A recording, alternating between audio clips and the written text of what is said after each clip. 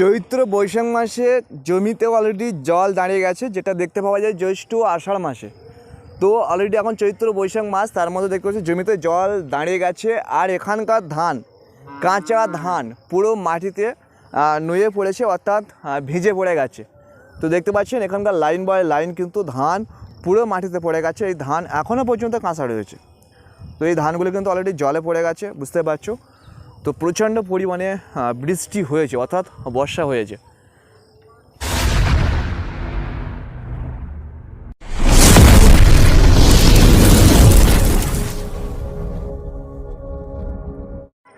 Hello everyone, তো আগামীকাল এবং পরশুকের দিন প্রচণ্ড পরিমাণে ঝড় বৃষ্টি হয়ে গেছে। তো বর্তমান সুন্দরবনের যে অঞ্চলে যে গ্রামে রয়েছি, সেই গ্রামের বর্তমান অবস্থা আপনাদেরকে শেয়ার করব। আর দেখতে পাচ্ছি এই যে খালটা রয়েছে, খালের পাশে কিন্তু অলরেডি ধান রয়েছে। তো ধান চাষ করা রয়েছে, আপনাদেরকে শেয়ার করব। সো দেখতে পাচ্ছি মাঠে পুরো জল হয়ে গেছে, আর এই ধানগুলো এখনও কাটা হয়নি। সো আমি এই একটা রাস্তা বেয়ে যাব সামনের দিকে, আপনাদেরকে শেয়ার করব। তো প্রচণ্ড পরিমাণে এখানকার মানুষের ধানের ক্ষতি হয়ে গেছে। আপনাদের শেয়ার করছি এই মাঠ পুরো বরাবর এখান থেকে ধান রোপণ করা আছে, কিন্তু ধানগুলো কিভাবে শুয়ে পড়েছে প্রচণ্ড ঝড়ে আপনাদের সেটা শেয়ার করব। তো এই হচ্ছে একটা রাস্তা, ওখান থেকে একটা রাস্তা দেখতে পাচ্ছি, আপনাদেরকে শেয়ার করব। সোজা চলে গেছে। তো এই রাস্তাটা একটা মেন রোড, ছোটো। তো আমি কিন্তু সামনের দিকে এগিয়ে যাব, এবং কিছু কিছু জায়গায় প্রচণ্ড পরিমাণে এই সুন্দরবনের মানুষের ধান ক্ষতি হয়ে গেছে। আমি সরকারকে অনুরোধ করব যে এবার যারা ধান চাষ করেছে তাদেরকে ক্ষতিপূরণ দেওয়ার জন্য। তার কারণ এই সমস্ত জায়গাগুলি দেখতে পাচ্ছেন প্রচণ্ড পরিমাণে ধানের ক্ষতি হয়ে গেছে। যে ধানগুলি হয়তো প্রায় 30% ঝরে পড়ে গেছে, কীভাবে গুলিয়ে পড়ে গেছে দেখতে পাচ্ছ। প্রচণ্ড ঝড় হয়েছে, যেটা সাইক্লোন বলা হয়, সেই সাইক্লোন কিন্তু এখানে হয়েছে। তো এই ঝড় অলরেডি সুন্দরবনের মধ্যে প্রচণ্ড পরিমাণে হয়েছে।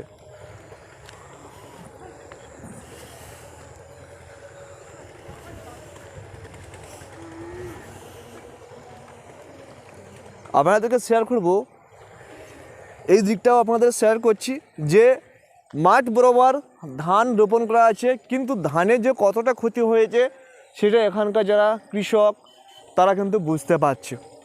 তো আমি ফাইনালি একটু সামনের দিকে এগিয়ে যাব। আর এই একটা খাল রয়েছে, এই খাল থেকে খালের রাস্তা ধরে আমি কিন্তু সামনের দিকে এগিয়ে যাব। সো প্রচণ্ড বৃষ্টি হয়েছে, বর্ষা হয়েছে। এই বর্ষার মধ্যে কিন্তু প্রচুর পরিমাণে মানুষের ক্ষতি হয়েছে। তার কারণ যারা ধান চাষ করেছে তাদের কিন্তু প্রচণ্ড পরিমাণে ক্ষতি হয়েছে। তো আপনাদেরকে শেয়ার করব যে ধান মাঠে কতটা জল আছে।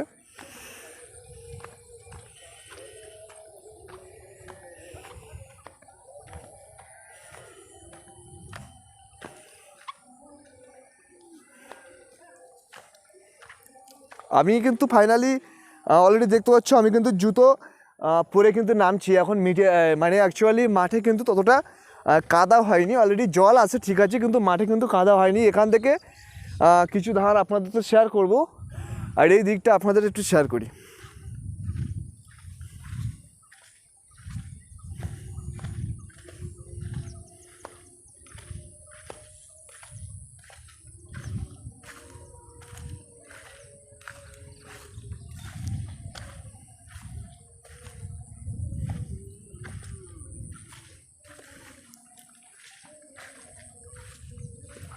তো আপাতত মাঠে পুরো জল হয়ে গেছে, জলের সাইডেই কিন্তু ধান গাছ হয়েছে অলরেডি।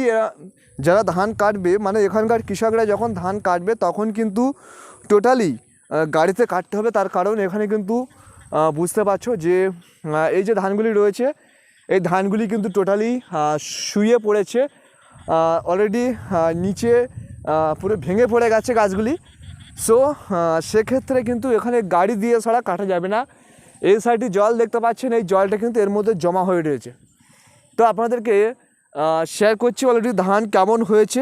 দেখতে পাচ্ছেন প্রচণ্ড পরিমাণে বাড়ি খেয়েছে। তো এই বর্তমান অবস্থা। তো এখানকার কিছু সৌন্দর্য আপনাদেরকে শেয়ার করছি, যেটা হচ্ছে আপনাদেরকে শেয়ার না করলে হবে না, কারণ বুঝতে পারছো এখানকার মানুষ কিন্তু প্রচণ্ড পরিশ্রমের মধ্যেও ধান চাষ করছে।